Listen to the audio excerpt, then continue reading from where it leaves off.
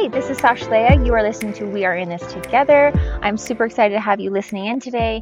I am going to be diving into the topic of intimacy. Dun, dun, dun. So a while back, I actually kind of put a poll out to see what people wished was talked about more openly. And it was really interesting because I had a lot of comments talking about, I wish sex was talked about more openly because it's just kind of taboo and we don't really like to discuss it a lot. And I thought that was a really good point. Now let me just preface this before I begin. I am not a sex therapist. I have been to one, but I am no professional. I just simply want to get the conversation started when it comes to intimacy. I am not going to go into your bedroom and you're not going to come into mine, but we are going to talk about some tools and tips that might help you start that conversation with your partner, your spouse, just so that you can kind of just get this on the table, because I think they were right when they said that, sex is a hard thing to talk about because, I mean, my parents were super open with intimacy, and I didn't grow up in like a religious household, so there wasn't really any like restrictions or things like that. It was more so just plain black and white facts of what intimacy was, and to be honest, that helped me to make my own choice to decide. Me personally, I waited until I was married. But for me, I just kind of realized like there's not a lot of educating going on about, hey, when you get married, you need to have a conversation with your spouse about sex. And to be honest, I think that discussion has to happen before you get married in some instances. So let me kind of just tell you a little bit about what I'm saying. Intimacy is a huge part of our relationships. And if you don't know already, most men connect through intimacy a lot. That's how they kind of connect and feel emotionally, what's the word, supported, is through that physical act. And for women, in order for most women to be able to engage in intimacy with their partner, they have to be feeling emotionally connected. So it's kind of interesting because we're kind of both coming from two different sides. Now, this isn't for everybody, or this isn't how, it's not like the letter of the law. This is just how it is. But most of the time than not, that's kind of what you're going to find. So let's just kind of talk about how to start this conversation. So I don't know if you guys have really tried any of these things. So this may be new for some of you. This may not be new for others. But I kind of feel like you really need to get rid of all of your beliefs and past about sex and intimacy. So let me explain. This is what I would do. I would grab your spouse and I would have you guys both just at a time where you're not distracted by anything, can just sit down and each of you get out a piece of paper and pen and just write down all of your beliefs when it comes to sex or intimacy. It could be things like, I I've heard things like this where it says, as the wife, it's my duty to do this. So if you feel it's a duty, or if that's what you were raised hearing, or if that's something that you believe, write it down. We're not judging any of these beliefs or thoughts. This is supposed to be a very safe space because it is really vulnerable for a lot of people. So I want you to keep that in mind as you're writing this down. So I want you to write down every belief that you have and about sex and intimacy. And the interesting thing is that when I was kind of doing this myself, I realized some of the beliefs that I had, like that came out in my writing, I was like, whoa, I didn't even know that's how I felt about it. And so it might be really a really cool discovery process for you to do this. So both of you have your own sheet of paper. I want you to write down every belief that you have about sex, no judgment on it. If you are in a relationship, a committed relationship where you want this to be a better place for you, you want to improve it, or maybe you just want to understand it better, or maybe it's just really uncomfortable and you're tired of being uncomfortable and you really want to work towards getting this more out in the open, this is what I suggest you do. So you're writing down some of your beliefs. Some of the beliefs may be even from like a male standpoint. It may be if my wife doesn't orgasm, then I am a failure or there's something wrong. I did something wrong. I've heard this a lot from men, as far as just just that there's something in that, okay? And I think that's kind of a cultural thing, or maybe it's something that's just kind of this, it depends on each man who it is, but that's something that definitely write down, okay? Because we want to start to debunk these beliefs that we have. So it's you and your spouse, you and your partner, and you're just trying to understand what your beliefs are right now about them. Once you get those all written down, or maybe you have to help each other, because sometimes we can think, oh no, I don't really have that belief, and our spouse might say, well, actually, once you did say this to me. So if you can have that conversation where you can say, hey, have I ever said anything where it's maybe been a belief about our intimacy? Like, you can work together if you want, but right now I just want you both to write down everything that you each believe about it.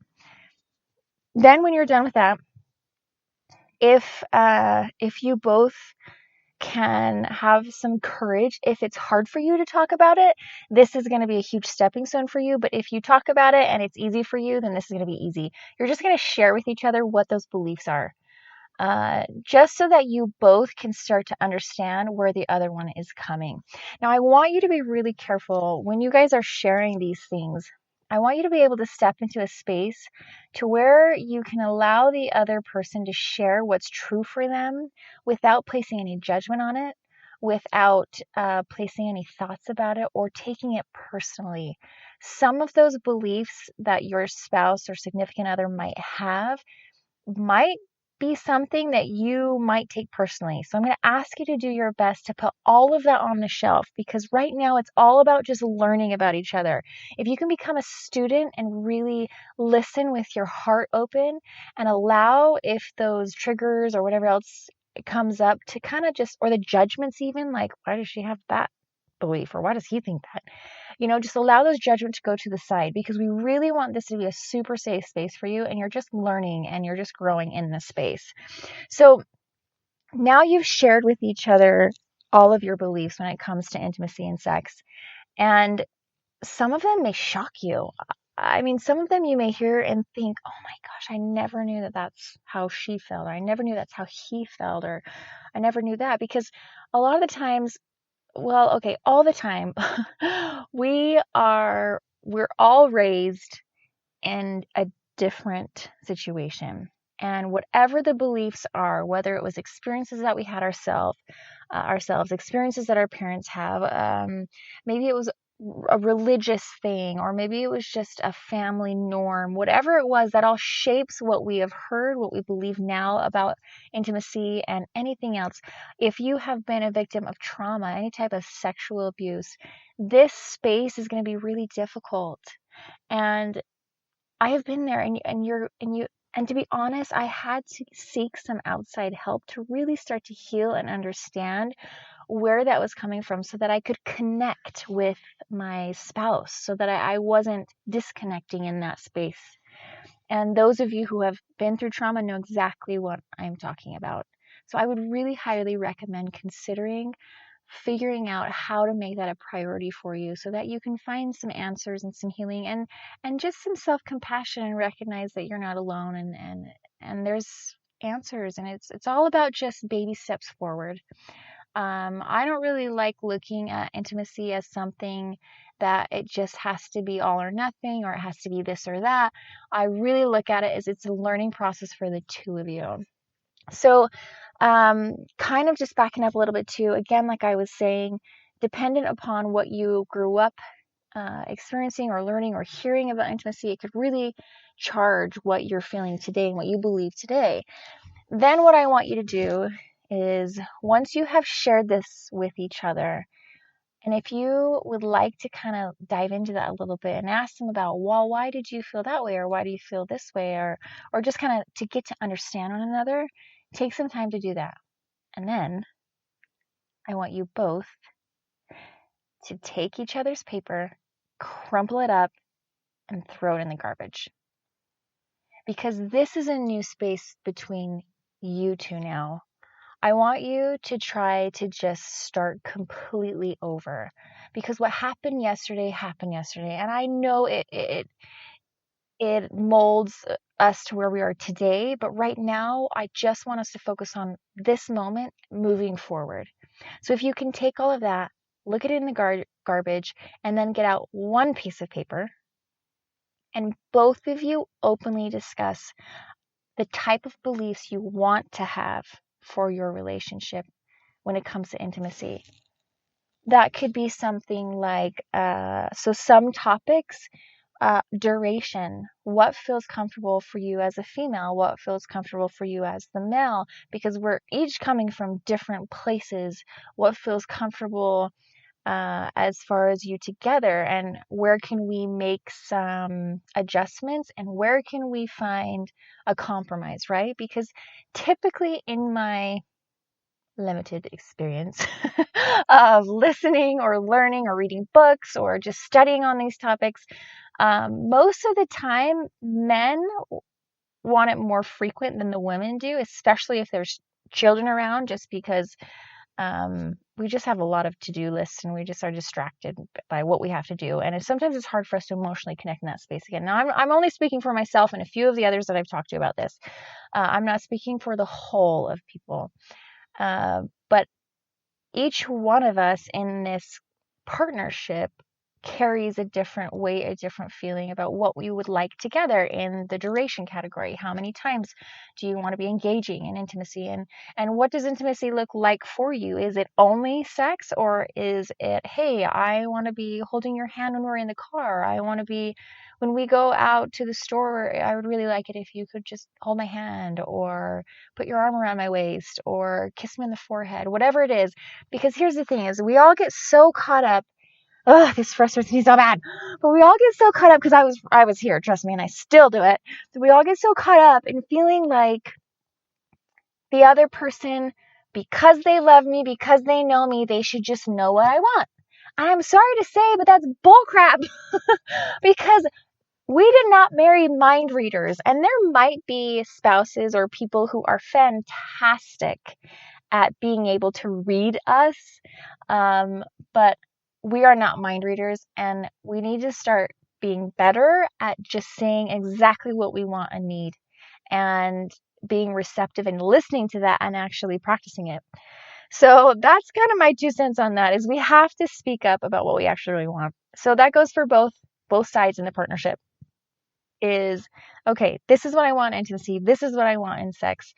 For duration, this is what it looks like in public, this is what it looks like in private. This is another category is, how do we feel about I could go into this, but I won't, so I'll just say it so that you guys can talk about it.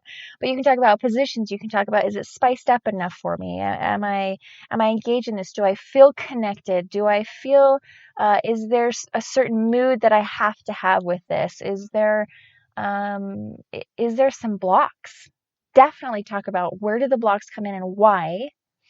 And another thing that I want you guys to kind of decide together is, how do you want to feel in these moments, and how do you want to each work together to bring this to a place that you both are feeling cared for, loved, protected, it's safe, and it's a place where you both enjoy and look forward to it, rather than a place of where it's more frustration and anger and I don't know what to do in this space. I remember I had a friend once who, she had told me that she couldn't orgasm for like over a year and a half into her marriage. And for her and for her husband, that was such a painful thing, right? Because there's all these expectations sometimes, and all these things that we hear or we listen to or anything else. And sometimes that just gets in the way. And I feel like we have to be able to give ourselves some grace and recognize that our intimate lives with each other is so different than anyone else's. There are so many pieces that go into intimacy and to sex and to creating that space, that it has to be just you two in that space. It has to be this place to where you both can talk about it openly. You both can say, yes, I like that. I don't like this. This is why. And I'm open to this, but let me tell you some of my hesitations, and just create the dialogue around it and practice doing that. Because here's the thing, this is how I feel about everything in life. Everything is an experiment. You want to go try to ride a bike, you're experimenting with it for the first time. You're going to get married. Some of you got married without ever being intimate. That's a huge first experiment. Some of you got married with having been intimate before, and it's hard to not to compare. I remember speaking to a friend of mine who has been, she has lived a different sexual life than I have. So she has had multiple partners, and before she got married. And I remember when she told me, she said, sometimes it's really hard not to compare certain things because we've had prior experiences. And I don't think that that's like good or bad. That's just how it is, just being human. And so that's something to start to figure out too, and recognize that you can have an entirely new, wonderful experience with who you are with now. And you can find that space to where you don't have to compare.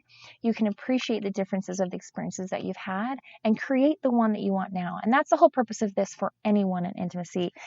I'm a really big believer that if we hold the space and have that grace for each other to grow together in this space of intimacy, that it's going to be a lot less intimidating, because we're going to find this space together. And when you have each other both working towards this, and you're both trying to understand each other and working on things and experimenting with trying new things and recognizing how does that feel when we experience it like this, and just try it out for a while. If it doesn't work, you're going to try something new. So don't put so many huge expectations on each other, especially when it comes to things like performing to a certain point. Because sometimes that can just make us all shut down because we don't feel good enough if something doesn't happen right, or we don't feel like, or we're just failing, we can't figure this out. Just allow yourself. It's not about the end result.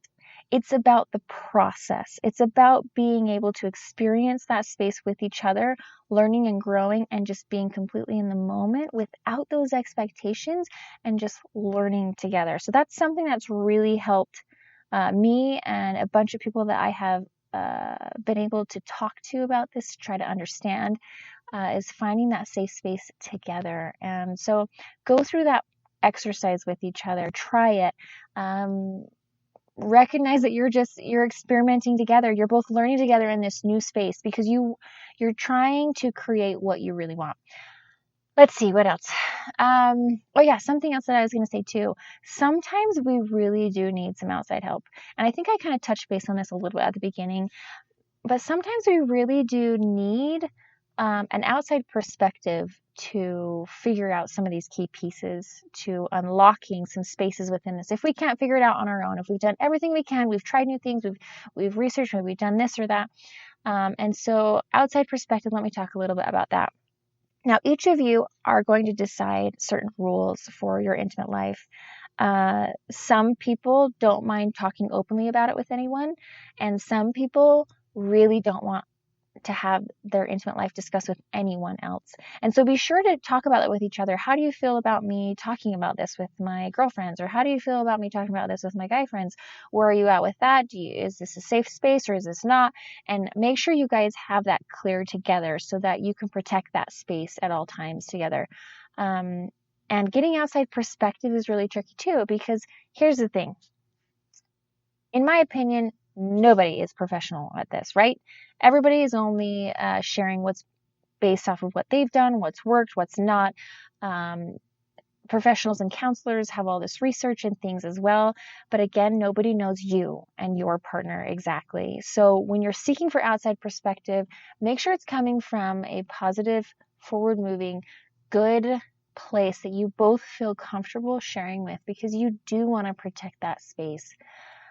You just want to be at least for me, I want that space protected, especially because I've done so much work in that space, and my husband and I have worked to create the life that we want within that intimate sphere, that I do want that protected. And so that's something that would be, an important topic to also talk about and figure out, do we need some outside help or perspective and more tools? Because if so, then let's do it and let's figure this out together. So those are my big piece of advice: to just start the conversation, try a couple of things to figure out what you can do together. There's so many resources that you can figure out and search and look for that will help you. And just remember that it's you two against the world, And if that's a space where you really want to grow and to become better in and to figure things out, then make the time to do it.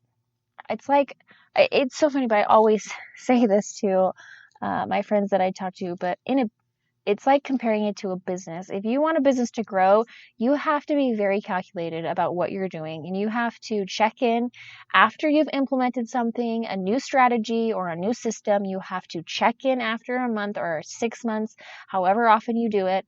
Mine was always weekly. In the last job that I had, it was always weekly and daily that we were checking on the system that we just did to see how it's doing. And it's the same thing with a relationship.